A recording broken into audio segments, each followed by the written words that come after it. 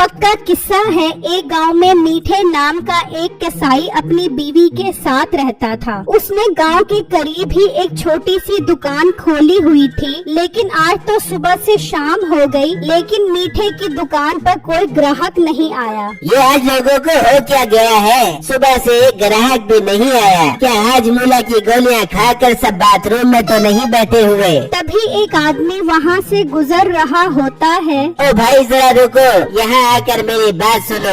वो आदमी आता है। हाँ मीठे भाई, क्या बात है? क्यों बुलाया है मुझे? भाई साहब एक बात तो बताओ, आप तो मेरा काम जानते हो, कैसे खचाखच मेरी दुकान ग्राहकों से भरी रहती है, लेकिन एक दो दिन से लोग ही नहीं आ रहे मेरी दुकान पर। अरे भाई तू क्या पागल हो गया है? 2 दिन बाद बकरा ईद है, लोग अपनी कुर्बानी करेंगे या तेरे से गोश्त खरीदेंगे? हाय हाय धत तेरे की, मेरे तो जहन में ही नहीं रहा। मैं भी कहूँ कि ग्राहक क्यों नहीं आ रहे मेरी दुकान पर। अब समझ आई मुझे, शुक्र है टाइम से समझ आ गया तुझे। वैसे मजे है तेरे, ईद पर लोगों के जानवर काटेगा और खूब रोजी कमाएगा। हाँ तो अपने अपने हुनर और फन की बात होती है, गरूर नहीं किया मैंने कभी अपनी कारीगरी पर। वो आदमी वहाँ से चला जाता है और मीठा सारा गोश्त लेकर घर आ जाता है। क्या सारा गोश्त क्यों वापस लेके आती? सब खैर तो है? खैर तेरे होते हुए कौन सी खैर? इतना तो खाती है और दिमाग तेरा फिर भी नहीं चलता। मीठा मसला क्या हो गया बता तो सही। आते ही खाने की तरह शुरू हो गया। मोटी नाक, मोटे पेट और छोटे दिमाग वाली औरत, 2 दिन बाद बकरा ईद है, बजाय मुझे बताने के बकरे ही कटवा दिए। अच्छा भला ईद पर अच्छी कीमत पर बेचता और खूब पैसे कमाता। मीठा कितनी देर से मैं तेरी चिक चिक बक बक सुन रही हूँ, अपनी जबान को लगा बता। मैं अपनी बेटे के बारे में एक बात भी नहीं सुनूंगी। तुम माँ बेटी से तो बात ही करना फजूल है, मैं जा रहा हूँ। ये कहकर मीठा वहाँ से चला जाता है और अपने दोस्त के साथ मंडी के पास आकर बैठ जाता है। यार मीठे परेशान क्यों होता है? तू अच्छा कसाई है, बकरा ज़िबा करके ईद पर अच्छे पैसे जमा कर ली, मैं भी तेरे साथ मिलकर दिहाड़ी लगाऊंगा। अरे यार अगर कोई बड़ा जानवर आ गया तो सारा दिन उसका गोश्त बनाते बनाते गुजर जाएगा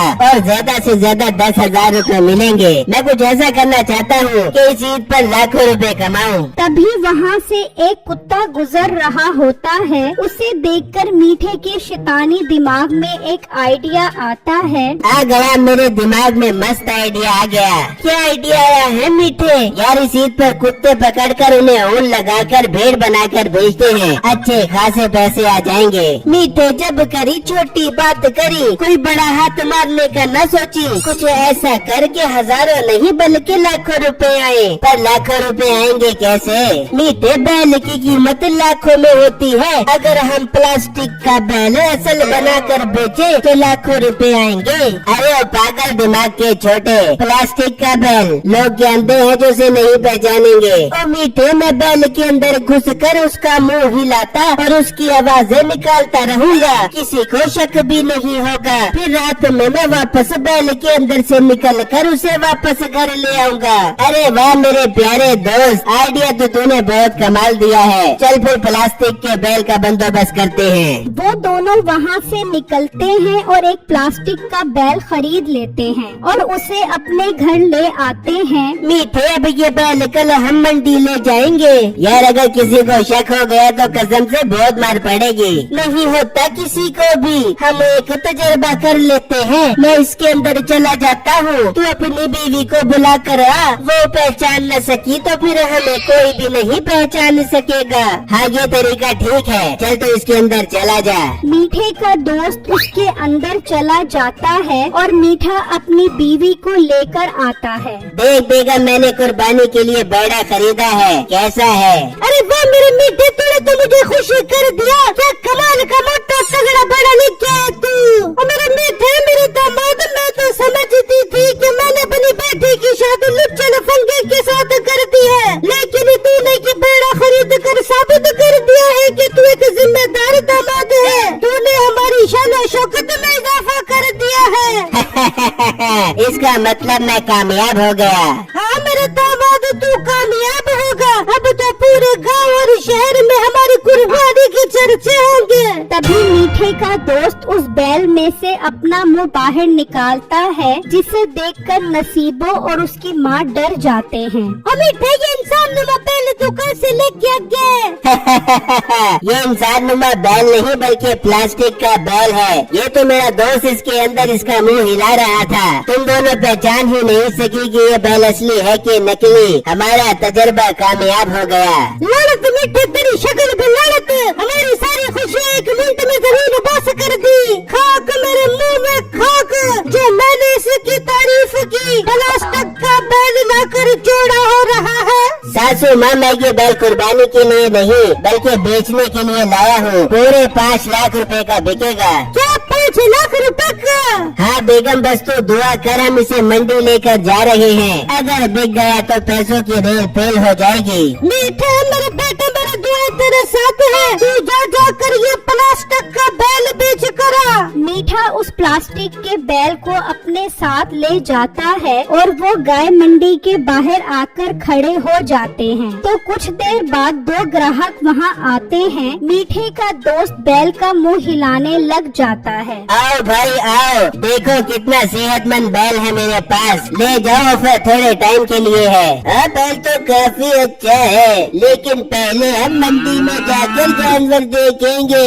अरे भाई, आज मंडी बहुत गर्म है। 5 लाख वाले बैल का 10 लाख रुपए मांग रहे हैं और मैं 10 लाख रुपए वाले बैल का सिर्फ और सिर्फ 5 लाख रुपया मांग रहा हूँ। ले जाओ, इससे पहले कि इस ऑफर से कोई और फायदा उठा जाए। हाँ भाई, बैल 7-8 लाख रुपए से कम का नहीं है। 5 लाख में तो बहुत जबरदस्त है। जबरदस्त नहीं, फ्री है। ले जाओ, ऐसे मौके बार बार नहीं आते। 5 लाख में तुम्हें 2 दांतों वाला बैल मिल रहा है, और तुम्हें क्या चाहिए? हाँ ठीक है, हमें तो ऐसा ही बैल चाहिए था। हमारा सौदा पक्का हुआ। वो मीठे को 5 लाख रुपए देकर वो बैल ले जाते हैं और घर लाकर बांध देते हैं। क्या किस्मत पाई है हमने। 5 लाख रुपए में 20 मन का बैड़ा मिल गया। हाँ भाई, और हमें धक्के भी नहीं खाने पड़े। सही कह रहे हो। चलो इसके चारे का बंदोबस्त करते हैं। वो दोनों उस बैल के लिए चारा लेने चले जाते हैं। तो मीठे का दोस्त बैल का मुंह हटाकर इधर उधर देखता है। शुक्र है दोनों चले गए, अपना काम हो गया। वो बाहर निकलकर उस बैल को घसीट कर वहाँ से ले जाता है। वहाँ मीठा और उसकी बीवी और माँ उन पैसों का बंटवारा कर चुके होते हैं। मीठे 1 लाख रुपए नहीं, मेरी माँ जाने को 2 लाख रुपए दे। और मोटी नाक वाली औरत, 3 लाख रुपए तूने ले लिए। अपने हिस्से का भी 1 लाख रुपए तेरी माँ को दे दूं और खुद खाली होकर बैठ जाऊं। अभी तो कम्मू आने वाला है, वो भी पैसे मांगेगा। इतनी देर में वो भी वहाँ पहुँच जाता है। वो उन तीनों के हाथ में पैसे देखकर गुस्से में आ जाता है। मीठे, ये क्या तुम तीनों ने आपस में पैसे बांट लिए हैं? मेरा हिस्सा कहाँ है? अरे कम्मू तो फिक्र क्यों करता है, तेरा हिस्सा भी तुझे मिल जाएगा। अभी अपनी बीवी और सासू माँ को पैसे देना जरूरी था। मीठे, ये बात ठीक नहीं है। मेरा हिस्सा मुझे दे, वरना मैं तेरे साथ काम नहीं करूँगा। तो ना कर काम मेरा वीर, मैंने तेरी मिन्नत नहीं की। मैं तो अब ये काम खुद ही जान गया हूँ। मैं अब खुद ही बैड़े में घुस कर रोजी कमा लूंगा। मीठे, ये तू मेरे साथ ठीक नहीं कर रहा, मैं इस चीज का बदला लूंगा। ये कहकर वो वहाँ से चला जाता है। अच्छा किया मीठे, जो तूने से भेज दिया। ऐसे ही मुफ्त में पैसों में हिस्सेदार बना था। कल तू इस बैल के अंदर घुस जाती, मैं भी बड़ी बड़ी के इस बैल को बेच भी दूंगी। अरे हाँ बेगम, परसों कुर्बानी है, कल इस बैल को 8-10 लाख रुपए का बेचेंगे। वहाँ जब वो ग्राहक चारा लेकर आते हैं तो अपना बैल वहाँ मौजूद ना देखकर परेशान हो जाते हैं। ये बैल कहाँ चला गया? भाई इसकी रस्सी खुली हुई है, लगता है ये वापस मंडी चला गया होगा। चलो चलो मंडी जाकर देख कर आते हैं। वो दोनों मंडी की तरफ निकल जाते हैं। वहाँ मंडी मंडी में बिट्टू और उसका बाप एक गाय का सौदा कर रहे होते हैं। भाई साहब, क्या मुंह फाड़ फाड़ के कीमत मांग रहे हो? 3 लाख रुपए की गाय लगी है और आप इसके 7 लाख रुपए मांग रहे हो। अरे भाई, 7 लाख रुपए कम नहीं है। अगर समझ आती है तो ले लो, वरना कहीं और से जा कर लो। अब्बू जान, इनके दिमाग तो आसमानों पर पहुँचे हुए हैं। हम चलते हैं, कल आखिरी दिन है कि खुद ही सस्ती बेचेंगे। हाँ बेटा, क्या तो ठीक रहा है, अब कल ही आकर खरीदेंगे। ये कहकर वो बाप बेटा घर की तरफ चले जाते हैं। क्या हुआ बिट्टू जी, बेड़ी नहीं लेकर आए आप लोग? कहा बेगम, गाय की कीमतें तो आसमानों से बातें कर रही हैं। 7-8 लाख रुपए से तो कोई बैल भी कम नहीं मिल रहा। ये तो बहुत ज्यादा कीमत है। अरे बेगम, 7-8 लाख रुपए का जानवर भी हम खरीद लेंगे, मगर उसका वजन भी तो 7-8 लाख रुपए जितना हो।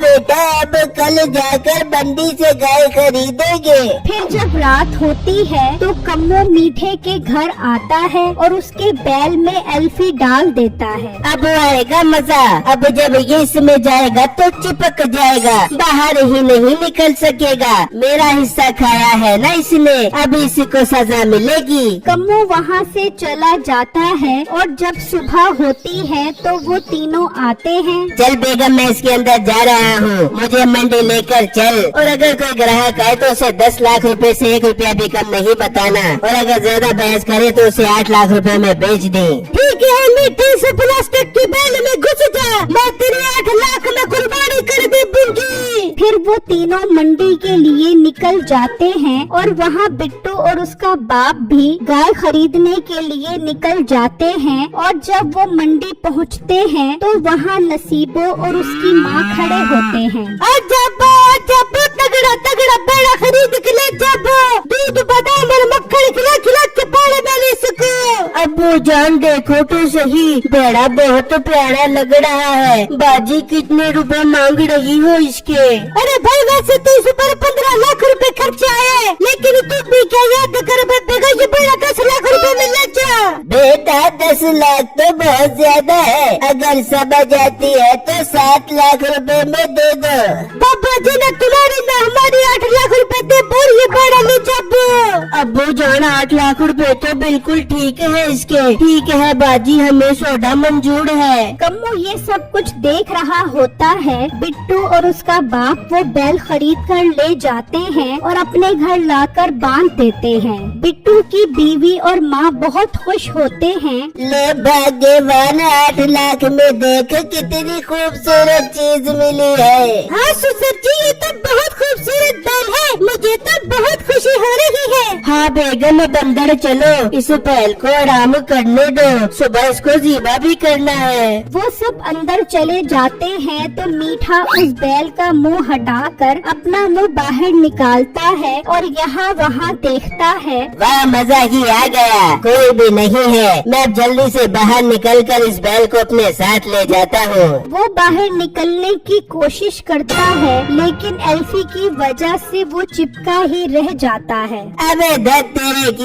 ये मैं बाहर क्यों नहीं निकल रहा? ये इसके अंदर एल्फी किसने डाल दी?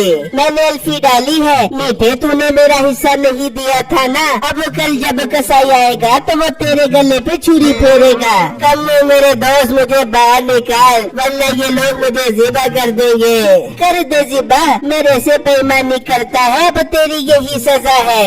ये कहकर वो वहाँ से चला जाता है। फिर जब अगला दिन निकलता है तो बिट्टू कसाई को लेकर वहाँ आ जाता है। ये रहा बैल, कसाई भाई इसको ज़िबा कर दे और इसकी बोटियाँ गोल गोल बनाना।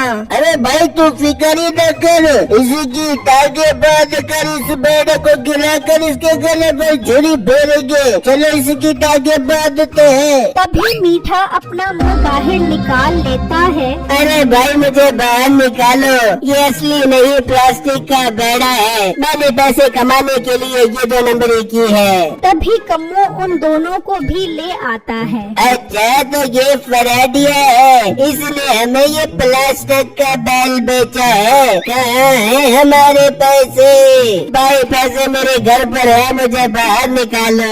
अब्बू जान, ये तो हमारे साथ बहुत बड़ा धोखा हो गया। इसे और इसके घर वालों को पुलिस के हवाले करते हैं। फिर वो मीठे उसकी बीवी और माँ को जेल में बंद करा देते हैं और बिट्टू और वो सब ईद वाले दिन कुर्बानी के लिए नया जानवर खरीद कर ले आते हैं।